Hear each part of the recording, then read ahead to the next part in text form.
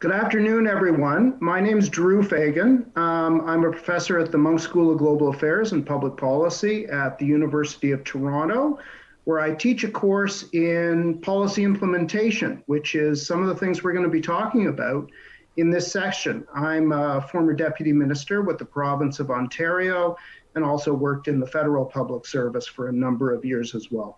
And it's really my honor to host this session, to moderate this session this afternoon on policy making, on project management, on the skills necessary to thrive in the environment that we're in, the pandemic and some of the other challenges, technology related, expectations with regard to the public, and all those skills that are necessary to thrive in the public service, whether municipal, provincial, territorial, or federal. I do want to say before I introduce the panelists and talk about the topic in a little bit more detail, I'm a big fan of two institutes that are key to this session. The first obviously is IPAC, and glad that you're with us in the annual conference, a little different obviously this year, but really glad that you're with us. I was involved in helping in a steering committee for the conference 5 or 6 years ago in Toronto, and it was a real pleasure doing that.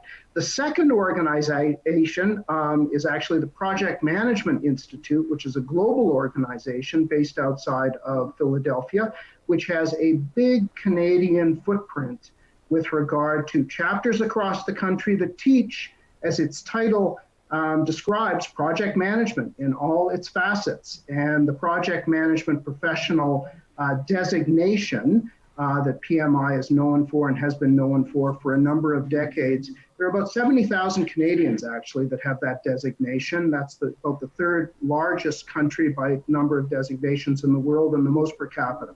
And I know that a lot of you have the PMP designation, and the four panelists that we have this afternoon are all involved in PMI in various facets, in various ways across the country. So two great organizations, IPAC and PMI, and really glad that you're with us. Let me talk for a moment about the topic. I think you know what we're going to be talking about for the next hour. Skills to power public administrators through uncertainty is the title. And in the era of the pandemic and some of the pressures that were upon the panelists and actually upon you in the weeks of the springtime and ever since, you've known the skills you needed to thrive in an environment that was already accelerating before the pandemic and has just been all the more challenging in the wake of it. And the skills you need with regard to adaptation of technology, the skills you need in the context of the public, which has high expectations around the capacity of government to deliver strong policy, great project delivery.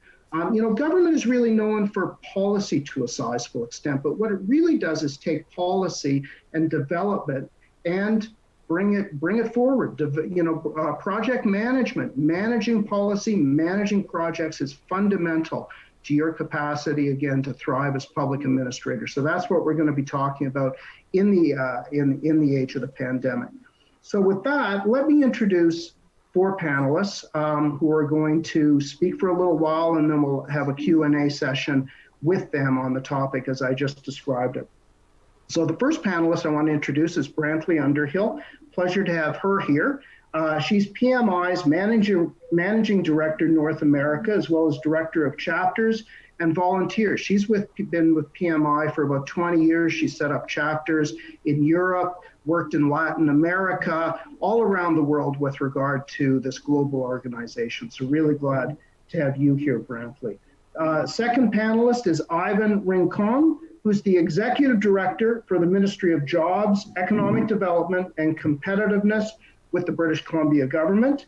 He's a member of the PMI Vancouver Island chapter, I might add. He spent many years in the private sector, big corporations, IBM, HP, EDS. He's worked as an independent consultant and is now, as I say, Executive Director in the Ministry of Jobs, Economic Development and Competitiveness, where he oversees projects related to the province's recovery from COVID-19.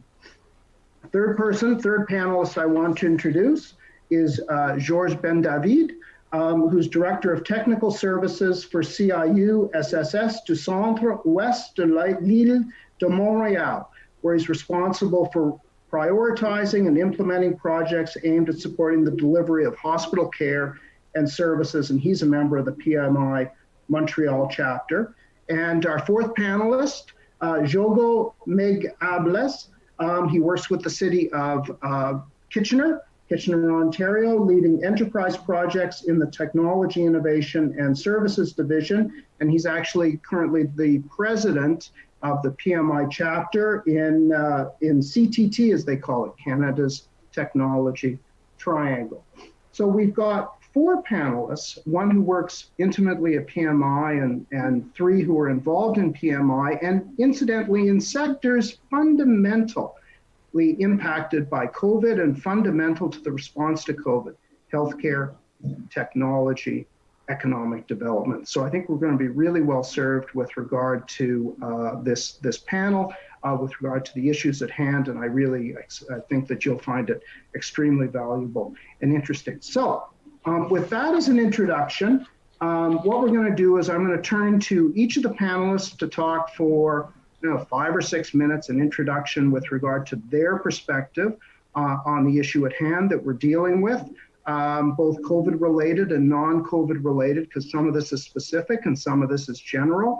And then we'll open it up for a bit of a discussion with me and the panelists, and I know you'll find it valuable. So I'm going to start off with Brantley. Over to you. Yeah, thank you so much, Drew. Thank you everyone for having me in the conference today. This is really exciting and a great opportunity to get together, be it virtual, but to be able to see faces and convene with each other. You know, what we're experiencing right now really starts with a question about what you believe around organization agility. Do you believe that it's a necessary competence or a nice to have method? You know, this year we've been witness to so many examples where we've been forced to make big changes. We've had to move quickly, we've had to act decisively, and we've had to anticipate what could possibly happen next without any rule book. It might be fair to say that change and disruption is happening to all of us and that we're all in the same boat, you know, or are we? Because business leaders know that agility is impacted by factors such as executive sponsorship involvement, organization culture, and even understanding the impact of change.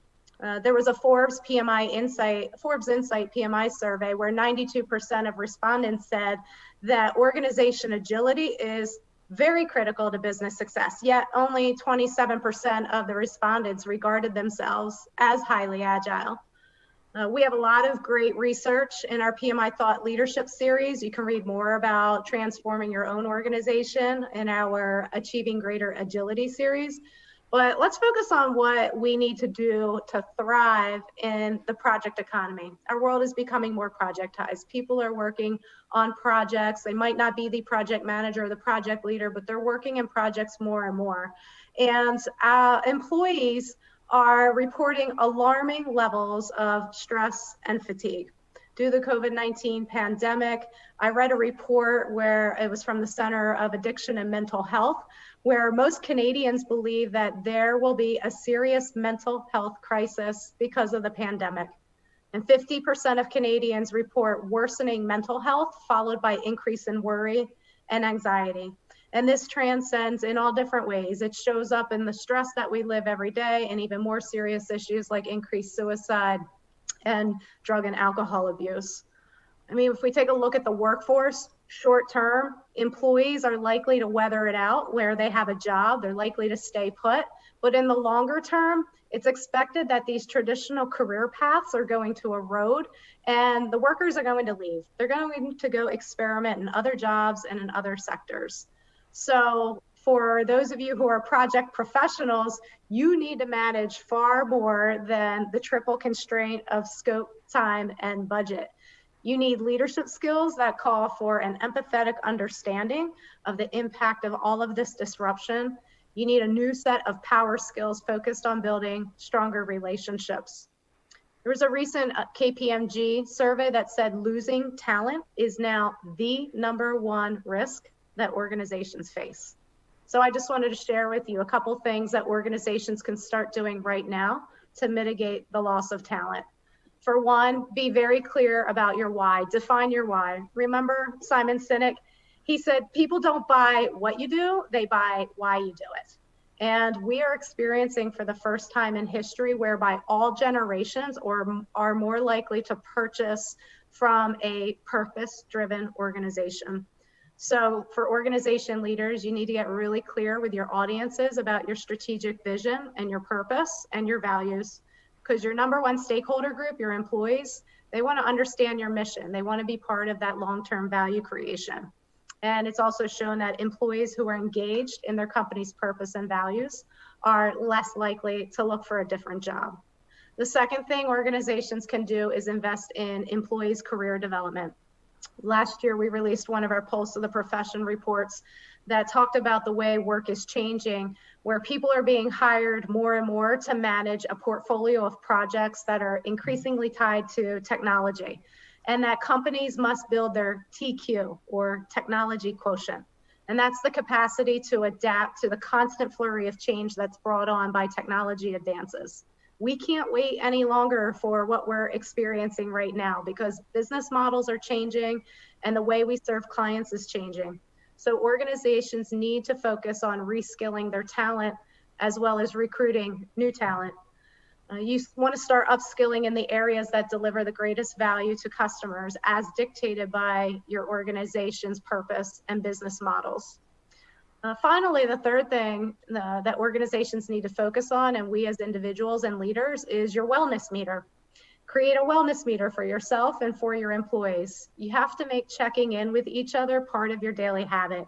We have to ask our employees and our coworkers, how are you doing? Are you doing okay?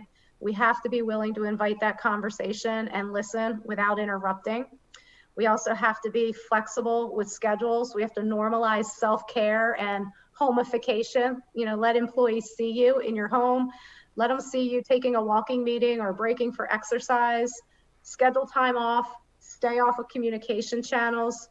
And when it comes to parents, give working parents the space to be able to manage their responsibilities with their children and within their households.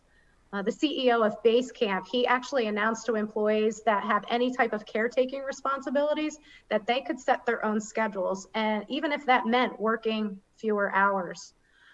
We also need to help employees by providing greater direction to them. Be clear about what you need them to do versus what they can decide for themselves. I mean, at the end of the day, we're all doing our best, so let's assume our employees are doing the best and trust them. The last thing I want to share is that in the US alone, employers are going to need 9 million people over the next 7 years in project management oriented roles. People want to be led by leaders. They want leaders who are more emotionally intelligent, who are more empathetic and inclusive. And they also want to be an active part of realizing their organization's missions. So I'm happy to talk to you about some of the things that PMI is doing to be able to help people tap into and access the resources for both employees and for organizations. So thank you.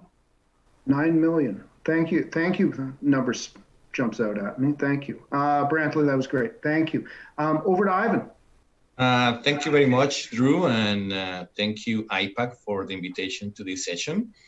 I was asked to talk a little bit about what we did in BC around the response to the pandemic and how, our project management skills were actually instrumental on helping us get through this whole situation. So I'm just going to start with a little bit of a history. So here in BC, March 17, Dr. Bonnie Henry, our provincial health officer, declared a public health emergency.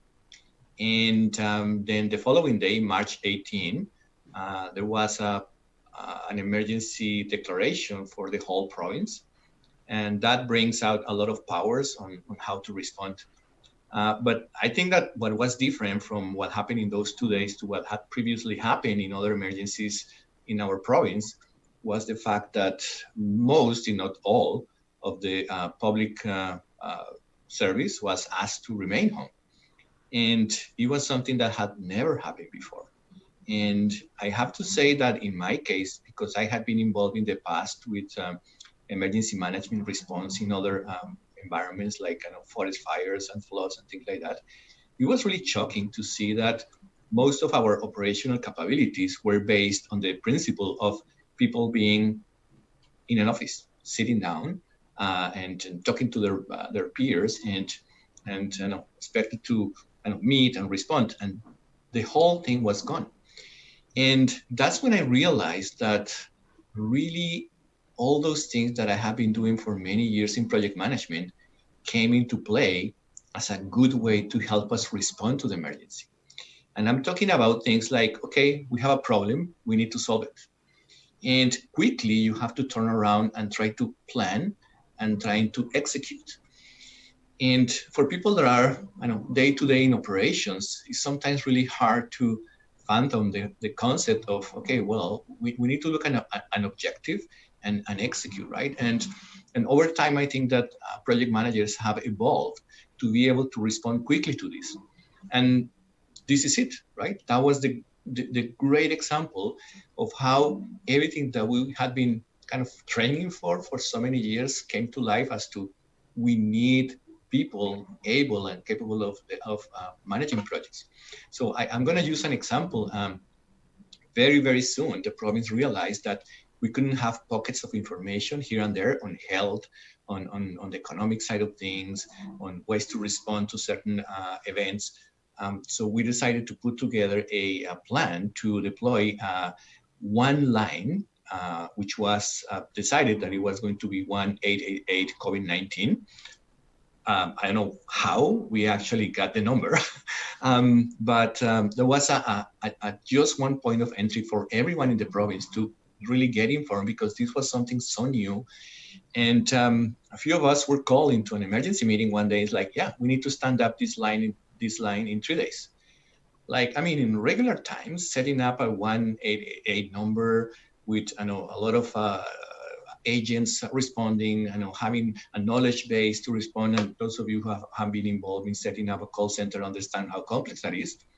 It would have been probably a 3 to 6 month project, especially in government, of course. No, we had to do it in 3 days. And there was really no choice. I mean, I couldn't say like, oh, no, my scope is too wide, or no, I'm just thinking about my risk management. We had to do it. So looking back and now analyzing the situation, we actually did all of those things, but we did them in a compressed timeline of 2 days. And it was successful. So we were able to launch the line, and people were calling that line. And the very first few days, there was actually a lifeline, and it's not that I'm being dramatic, but it was a lifeline for many people. So it was really rewarding to see how we as project managers were able to actually stand up something like that. And there were so many examples after that. So basically, just to conclude my initial presentation, I think that we don't really realize how much we can actually bring up to organizations until we're actually called to react in ways that we don't know they're even possible, right? So there is this whole idea that when you train for something, there's a point where you actually do things without thinking, the whole memory muscle theory. And that's what happened in the first few days of the pandemic for us project managers. So everything that we have done in the past about planning, reacting quickly, assessing risk became kind of a natural thing. And we were successful. We were successful on bringing it up. And I have to say that BC has been a model, not only in Canada, but in other areas of the world, as to how we responded to the pandemic. And that's thanks to people that really had those skills and those abilities to go there, stand up and say, yep, we can make it happen. And I think that's one of the big things that we have learned from this experience, is that, as Brantley was mentioning, we have so many things that we can bring to the table, and those leadership skills, those business acumen skills, and even those technical skills that we have can actually help organizations and can help government go through this whole situation that we're living today. So with that, just gonna go back to Drew. Thank you very much. Great. Thank you, Ivan. And one of the questions I wanted to ask each of you is what was the most challenging circumstance, the biggest challenge you had during the past 7 or 8 months in your roles? And so what I would love, Ivan, just to warn you is just to take that apart a little bit more. How do you compress something that was 2 to 3 months into 2 to 3 days? Maybe I'll get you to do a case study from my course at U of T, by the way. That's a good example. Okay, Georges, over to you. You've worked internationally. You started your career in France. I know you spent a number of years working in Haiti, many awards for project management in the healthcare sector in Montreal, some of your projects. What you have to offer with regard to the same topic. And I know, because we were talking beforehand, when we think about the pandemic or we think about the virus, you've been conscious of a couple of viruses. In fact, an IT virus in the last couple of weeks, you were saying. So maybe you want to touch on that, maybe in your biggest challenge as well. But anyway, over to you. Thank you, Drew. Thanks to the IPAC organization for inviting us in this presentation. So first of all, I'm going to start by putting the context. I think it's important. I'm from the technical services group in the healthcare system, and I work in a hospital. So a lot of the people don't actually realize that there is a huge technical service department, just like a finance department, a human resource department in a hospital or in hospital institutions.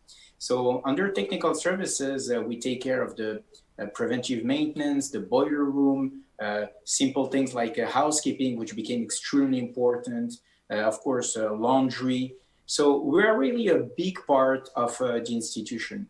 The name of the place where I work is called the CEUS, which is a complex acronym, but the reality, if we want to simplify, we are basically a hospital attached to some clinics, rehabilitation center, elderly center, and so on. So we basically create a continuum of care for the patient from the day that they are born to the day that they die. So basically, this is the environment where I every day work. Now we have never a routine, and that's a good thing about hospitals. There are always new things happening, but we didn't expect the pandemic to happen. We didn't expect the COVID to hit us so hard. We had one advantage because we were in the center of all that. So we saw it coming in advance compared to maybe some other organization who underestimated the heat of what was happening. And then as an organization, we got together and we said, listen, what's going to happen once the virus hits us? We're going to be frontline to address that. And how are we going to address that?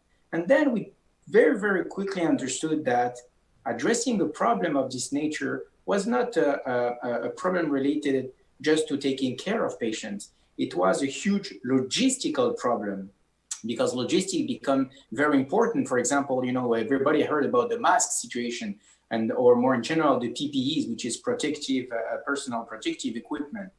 So logistics became at the center of our problematics. And all of a sudden, a department that basically was underestimated became a very important department. Technical issues were huge. Technical constraints were huge. Schedule was not compressed. It was basically a black hole with the pressure that you can imagine that can happen in this quantic theory. So everything was extraordinarily compressed, and the speed of what we were doing became really something to consider. It was political. So it was not just, again, a technical problem, political, human, and it came with all kinds of parallel activities that we had to manage at the same time. So this was basically before the virus to get ready. And also I have to specify that the Jewish General Hospital, which is the hospital where I work, is a place basically that was designated back in the days by the government of Quebec as the first place in case of pandemic. And to tell you how far we are, we had 24 beds. When the virus hit, basically, very, very quickly, we went from 24 beds to 160 beds that were with COVID patients. So we were not ready for the COVID, actually. So we had to be ready when the patient came. So we created a crisis cell. And then, just like just like Ivan mentioned, and I like your theory of the brain muscle memory, we basically pull out all our project management skills and we've put them together to make micro projects for everything that we had to do. So basically in logistics, if they had to rent the warehouse, double the size of the warehouse, well, you know, it became a project. You need somebody who's going to take care of all the activities together at the same time. Building the hospital, we had a hospital that was ready to treat patients, but we were not ready to treat patients which are extremely contagious, and we couldn't afford to host contagious patients with the risk of contaminating the personnel, but also the other patient who came in the hospital. That's really the worst case scenario that you can have. We had experience in other disease which came. We had experience in Ebola, we had experience in H1N1, but we're facing a virus that basically can spread very, very quickly, and that we had to address. So we created actually multiple cells of people who basically did projects in parallel to create units that were ready to accept this type of patients. Of course, it implicated the need of new ventilation systems, which very quickly, just like the mask, became something very rare on the market. So we had to think really ahead of, we were doing the competition among ourselves to get really the ventilation system that we needed, the construction people. And then we found a very bizarre scenario that happened. So as the virus came in, patient increase and resource go down because we start to ask people to stay home to work, you know, and people wanted to do some work from home. We see the level of anxiety climbing, you know, over the Everest compared to what we had. We see people who are scared of the virus because they don't understand it, who don't want to come to work, when you need them basically really frontline to work. So the human aspect became really something actually quite important. And we became actually project manager slash psychologist slash logistical expert and slash risk manager expert. Because at the end of the day, it became really a question of risk. What do you do first? How do you do it? Where is the limit before, you know, just between the breaking point and where you can go? And I'll finish on a note where, and I'll come back to that on the questions. But you know, what was very important at that time is that all the time we had to go back to the roots. And because I believe it was important to go back to the roots. How are we going to do things? I know it's urgent, but if we don't plan, we're not going to get to a good result. Let's take a few minutes to plan. Let's take, you know, like a moment to understand what we're going to do. For us, it was clear. For our client, it was clear, but we didn't have the same clear. So, you know, we had to make sure that we were talking about the same thing. The second thing, you know, so the scope was important. The second thing was the money. We couldn't just say, you know, it's an open bar. We really had to manage, you know, the monetary aspect as if it was a normal project, even though we had like almost, you know, like bypassed all the rules that were there. So really the scope, the budget was also important. And of course the schedule, which became almost non-existent in most of the case. At the end of the day, you know, the good thing is we really managed to handle the patients until the other hospitals were capable of handling new patients, and then we distributed. So I'll come back, you know, for the other points. I have many other points there, but I believe it's important. The only thing that, you know, I want to finish on that, it's my third finish, but I'll finish on that. There was a big risk. It was to only take care of the COVID-19. And that was probably one of the biggest risks that we had. So this is it. That's great. I want, you know, we're now in the second wave, and maybe we can poke at the, you know, what we did in the interim to be ready for the second wave, given the challenge we faced in the first wave, which you've described so well, including increasing the number of beds. Over to you, Diogo. Your thoughts to open up, and then we can poke at some questions. So thank you. Thank you so much, Drew. I'm very honored to be here, accompanied by those such skilled professionals around me, Yvonne, Brantley, George, and you, Drew. It's been a pleasure so far. I wanted to start off saying that yes, it's been such a cultural change and digital transformation dumped and forced to us. All those changes were conducted in a very accelerated way. Being the last one to speak here, it's kind of I'm in a kind of a bad position because most of what I wanted to say was kind of touched by each one of you who just introduced yourselves. But I wanted to maybe focus a little bit more on the operational side of project management, and also of the workers that are still there keeping the lights on and keeping the governments running. So talking about some of the challenges to implement the projects and execute projects that are currently in our portfolios or came up in our portfolios due to response to COVID or whatever. There's so many challenges coming in, and I can definitely mention budget, for example, and all those projects being redirected, all the budget being redirected from one project to another, or so many things being prioritized over projects that you were working before, and all your teams having to adapt to those changes coming in and understanding, those priorities coming in as well. A lot of projects being on hold, and then all of a sudden they gain priority again, either because of COVID or because we're on a relief kind of a season per se, and then you have the catch up to do on that project as well.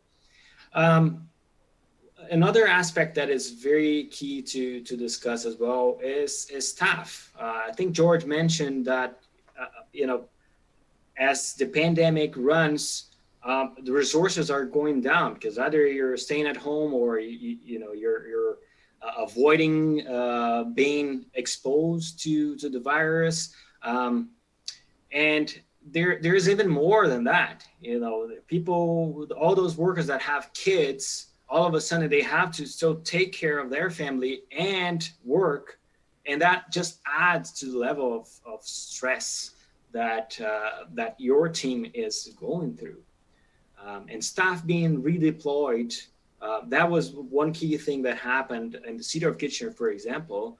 All those staff that were forced to go home and stop working as they were working usually. We wanted to redeploy them and give them something to work on that would add value to the organization, to the public, and keep them busy as well. It's part of our stress relief to have something to do, have a work to do, and not just go home and stay home, right? So all those things play a key aspect on the challenge of conducting projects, and some people are just overwhelmed. I can speak for the IT division in the city, for example. The digital transformation just forced the IT team to work extra miles to get things done, to for example, allow or enable all the remaining staff to be able to work from home, for example. That was a very big transformation in the city, and especially given the culture that nobody would expect that you have a public worker or a government worker working at home. That a year ago, that was kind of unacceptable from the public eye, right? And now we're actually thanking that they are able to work from home. And I want to mention too, Brantley also mentioned that the whole mental health stress and loneliness and virtual meetings fatigue that your team is going through. So as a leader, being able to manage those challenges and kind of understand at least how those challenges play, finding a way to effectively work with your team in this new environment, because all of a sudden we were forced to adopt new technology, a different way of working that most of us were not used to, especially in public sector. That's key for the leader to make that happen. And that also includes using emotional intelligence and empathy to be able to really create a connection with your team. People are just stuck at home, and we're social people. We're social animals. We need that social contact. It's hard for everyone who is living that way. And I speak for myself, being a Brazilian, very social. I'm missing that a lot. And I can speak that for myself, and I can see that from my team as well, how the dynamic changes. It's not the same thing having a virtual meeting. It's not the same thing compared to an in-person meeting. It's a whole different dynamic. And that's another skill that we need to learn as well to be able to be effective. I also think that more than ever, project management skills are important to keep projects on track, implement those measures to mitigate numerous risks that surround us now and surround those projects now as well, not to mention the uncertainties. Leadership skills are also key to form and motivate your project team, as I mentioned, help them become effective while dealing with the extreme pandemic situation that we are in now. And a lot of that goes back to adopting agile practices too. And I like to mention discipline agile in a way, because it not only covers agile implementation, but it also talks about business agility, which is the organizational being prepared to quickly respond to changes in the environment.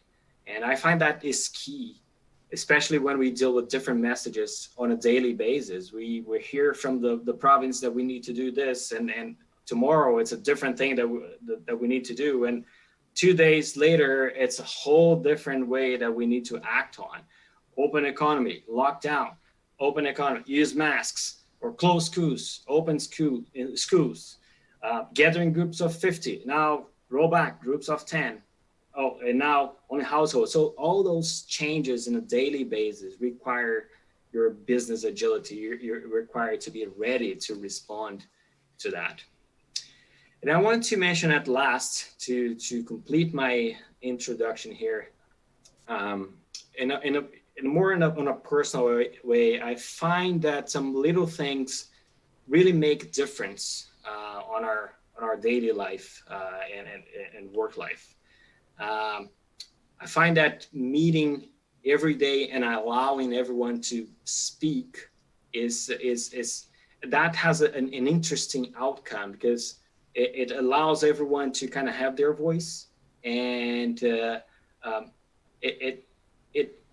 kind of encourages those workers to raise their voice as well, because it's very easy on a virtual environment to just hide behind your computer and just be silent there.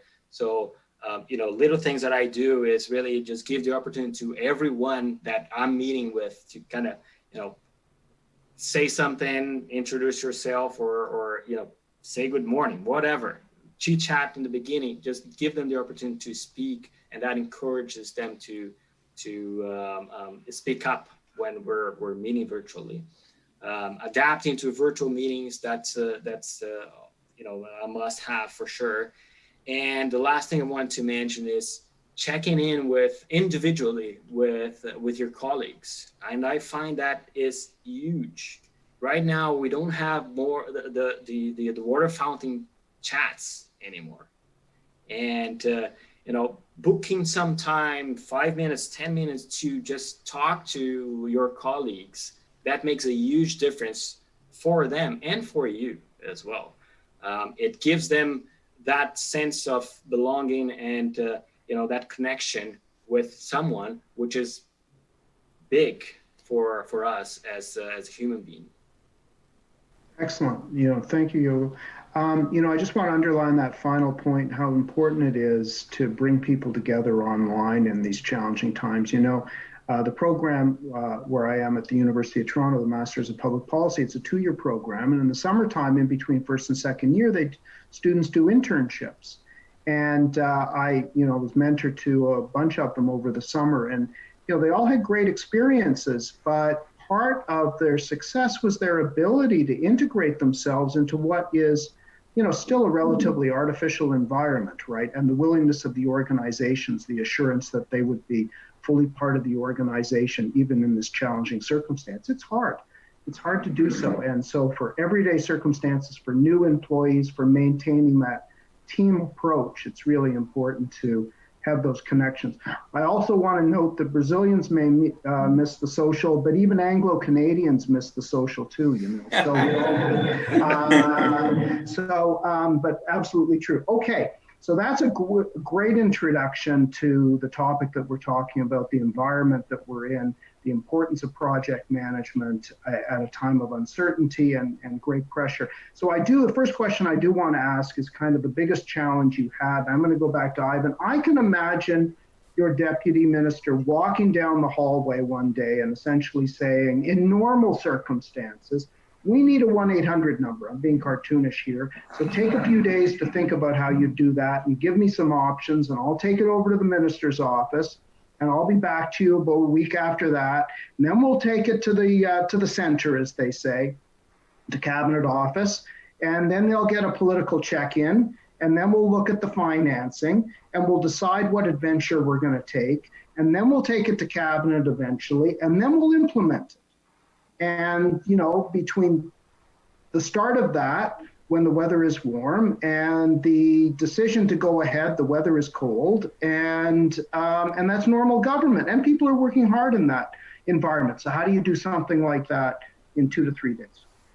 I can tell Drew that you work with government because you described the process perfectly. That was actually the challenge. But I think that the very first thing that people realized that there was a sense of urgency, right? So these were not normal times. So we really have to go back and do something that was going to work, because one thing that we can't forget is that it doesn't really matter the pressure, doesn't really matter the compressed timelines, doesn't really matter the emergency that we're in. The fact that we have to provide the right results, right? So in project management, we're trained to think, okay, yeah, there is an initiation document that is typically something that describes what the objective is, and then you have a scope, and then you have high-level requirements, and all these great things that typically we take kind of weeks and weeks to create. But in this case, we had a very specific mandate, and it was so clear that that it was like the sun right there, just shining at you. Yeah, we need to set up a phone line that is going to be able to resolve any kind of question from anyone around COVID-19. As clear as that, that's it, right? Mm-hmm. But then the why and the what were clear. The problem was the how. So how do we do it, right? So that's when that memory muscle that I was talking about really kicked in, because we have to go down and start working with the different teams that will be able to actually put this together, right? And the teams did an excellent job. And one of the things that I personally advocate is for just let people do their works because they know what they're doing. So really empower people to make the best decisions they can. And yes, what you describe is something that will be the typical flow, but in this case, everybody was asking for one thing: we need a result, right? And when Diogo mentioned the business agility, I think that this is, I'm just gonna coin a new name here. This is business hyper agility, because it was like, we cannot even think about it. We want a result. So I think the challenge was really to get everyone in place and everybody just working towards the same end. And that's when having that ability as a project manager or as a leader to really start to drive everyone to the same location was instrumental to do this, right? So we didn't have time to go back and gather requirements and do things like, what do you think is that we need here? And the different teams, and we had a call center stand up many years ago for health services. So we kind of draw on the experience of those people. But again, there was some aspects that were quite new. And you actually made a good point. We didn't actually cut any corners, informing the deputy ministers, informing the different stakeholders what was going on. So communication. So I mean, I teach PMP preparation, and we always tell our soon-to-be PMPs that communications is one of the key aspects that you have to have as a project manager. Guess what? This was all about communication, right? Telling people this is okay. Yeah, we're facing this issue. How can you help us? Okay, here's the help. Do we have to talk to the providers again? So this whole environment of just going back and forth. But if I were to say there was one thing that was the challenging element of this whole thing that really helped us at the end get to the point where we were successful, was leadership. Being able to get everyone on board that this is needed to be done. Okay, you're empowered to do whatever you need to do, and just kind of bring it to the end line, and we will be successful, right? So that's what I will say really made a difference in this situation, was just having that leadership, both at the higher level, and then when people like us that were actually doing the work, right? Excellent, thanks. George, I want to ask you, as I noted, the circumstances in the spring, you described them so well. What has that taught you and your crew, people around you in healthcare, in Montreal broadly, about the next crisis and how you prepare for that? Or in fact, are we in the next crisis given the second wave, and the experience then versus now, and the capacity that you have built, the muscle that you have built with regard to risk assessment and project management? The first crisis was definitively much harder than the second crisis to manage, because in the first crisis, there was a lot of room for improvisation. There was a lot of room for emotion. We were really in the unknown, and the unknown is very hard part, actually. Sure. And we got in the first crisis, actually, the way we thought was really to be able to build, if I look at the infrastructure that we've put in place, was really to build for a longer term, because we had the idea that the crisis was not going to be a short crisis. We knew that it was going to be a long crisis. At the time, we didn't expect to have two crises in a row, but for us, two crises or one very long crisis, it's almost the same result. So the second crisis, honestly, was much easier to manage. Also, other institutions, a part of the Jewish General Hospital in Quebec, were ready to host patients, which made a big difference. But you see, what I learned, actually, what we learned as an organization was the importance of things that are related to project management, but that are not the three pillars that Brentel was talking about, the famous scope and then budget and the schedule. I think the soft skills of the project management became so important. And I have to give you actually two examples, or one example, because of the time I have, of where the emotion and the project management both together allowed us to do good things. So, I'll go with one element, and you'll understand where we were at the times and why we were not project managers, but where we were also operation managers. So the situation, unfortunately, in the elderly centers, there were really many people dying on a regular basis. And the rate of death was so important that, you had to manage the bodies. And around the table in a hospital, you don't have just, like technical people, hopefully. You have actually, like people who are really close to the patient, doctors, managers, rehab people, and so on. So we needed to have a solution how to handle the bodies.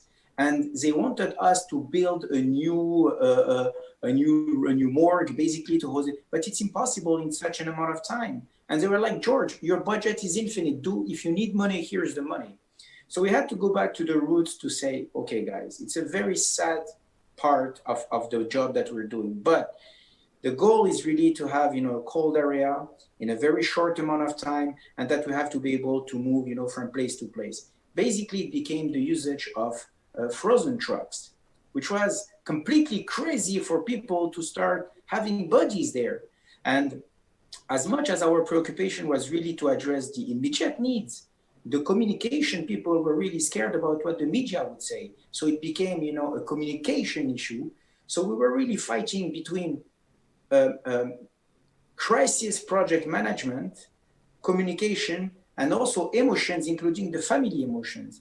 So this is basically how, you know, we can tie the project management to a crisis management and to the importance of the soft skills. Great. That's great.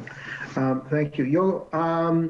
Are we going, to what extent are we going to go back after the pandemic, the vaccine, something approaching normality? To what extent are we going to go back to the old ways with regard to the workplace? You know, you're responsible for technology in the Technology Center of Canada, really. And we've proven that this can be done. There are challenges to it. It's not ideal in certain circumstances. You mentioned the water cooler that everyone talks about. Where's the balance going to be found in terms of the workplace? And what will that mean for some of the skills that we're talking about, including new projects to adjust to the adjustment, if I can put it that way? Well, I think world will never be the same. Yeah. A workplace will never be the same. That's my personal view, and we'll probably see how it unfolds in a few months or maybe years. I think the organizations will need to be more flexible, especially on the work balance, home work. Yeah, I think that's how we would say it, right? Home, personal life and work balance. Now, there's also something to be very careful on that as well, because when working from home, and you have your work all the time with you at home, and that can be also a trigger for stress, because you always see your computer there. Your computer is always your workplace is always present, and it may be hard for people to detach from that point of view and focus on your family when it's family time, right? So that's something that we will need to, organizations will need to be more flexible going forward, understanding that that people will need that separation in a way. Some people can deal with this better than others, but understanding that can have an impact is definitely something that's going to be very important for organizations. I think Brentley mentioned about organization being driven by purpose and their values, and I think that's going to be very, very strong going forward. The employees, staff, they will want to identify more and more with the organization purpose and with the organization values, and they will take more and more consideration in consideration how the organization treats them and how open they are. And I can clearly see that in Syracuse. I really love working there because it's an open, it's an open channel of communication, and communication is very key there, as we're talking here in project management, but also in a more strategic level. Communication is key, and we, as organizations, we will need to have that level of communication very well addressed in the organization, cutting some lines of hierarchy in a way, because that really doesn't matter, right? What matters is how the organization delivers what its purpose is, and what it is working on to deliver. So I think there's too many uncertainties in terms of how things will play out in the future. I can have my bets in terms of how hybrid. I definitely believe that hybrid will be the work model of the future, and it will be on the professional to build that type of organization within itself, and time management, and a work-life balance to be able to be more and more effective as well. Another aspect that I think is going to be key as well is the prioritization of work. We can see it currently because, sometimes in the last few months, there's just projects coming up and they're just dumped on people's plate, and we need to get them implemented. There's no time to work on all of them. So understanding the value that you're getting for all those initiatives, all those projects that are coming up, and also creating that relationship between those projects and prioritizing them in a way, kind of doing a portfolio management, a prioritization there, it's going to be key too. It's going to be on the professional, perhaps not to say no to things, but actually say, yes, I can take that new project. However, there's this impact because I'm already involved with so many projects, and something will have to fall. So I will have to manage, what initiatives we'll need to prioritize and get done in the future. Great, thank you. Interesting. Brantley, I want to turn to you in the context of everything we've been talking about and good project management and adjusting to challenging times, and those at the conference, public servants in agencies, the core of government, in organizations that work with government, adjusting to the circumstances, adjusting to higher expectations from customers, quote unquote, which really taxpayers in the context we're talking about, adjusting to changes in technology, the speed of expectations regarding delivery, the complexity of government. We used to think a generation or two ago that ministries really were stovepipes. They aren't anymore. Everybody works together horizontally, let alone between orders of government, municipal, provincial, territorial, federal, First Nations. The interaction between public and private, it's much more complex, more three-dimensional chess than anything else. So how do you build those skills? What actions can public servants take to build that kind of muscle to be really well prepared for the circumstances we're in and the post-COVID environment in terms of some of these challenges around project management and more broadly? Yeah, well, I'm glad you talked a little bit about that integration between individuals and teams and departments and agencies, because we are all connected, and given what's going on right now, the way that we do business is different. We're not going to offices and submitting things or filling out paperwork. I know I went to a doctor's appointment last week, and all the check-in paperwork was done online before I showed up at the office. Right. And when you think about that, people have to use these technology systems. So whether you're the employee or whether you're helping a client or a customer, it can be really frustrating. So you have to be willing to put yourself in their shoes and be patient and trained to walk through how all these systems work for yourself and for your client. So as we're thinking about that and how things are changing, make a plan to upskill yourself. So talk to your supervisor, or if you have a coach or a mentor, talk to them or find somebody you trust and start talking about what this means to you and your role and where you aspire to grow and go in your career. Some resources that PMI has is that we are testing a product called Navigator. Navigator is a career development platform where you can take a self-assessment and then it gives you back an action plan for learning. So it's all interconnected with the PMI resources. We have a resource hub available as soon as things shut down in March.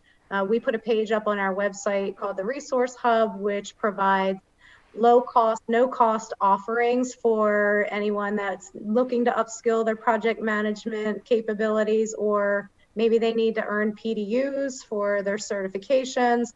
So that's still out there today. I encourage people to take a look at that. Also gives insight into a lot of the other products that PMI is creating and has been accelerating as a result of COVID.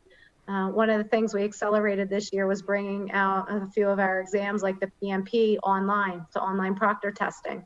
So that was in the works, but we sped that up because testing centers are not open.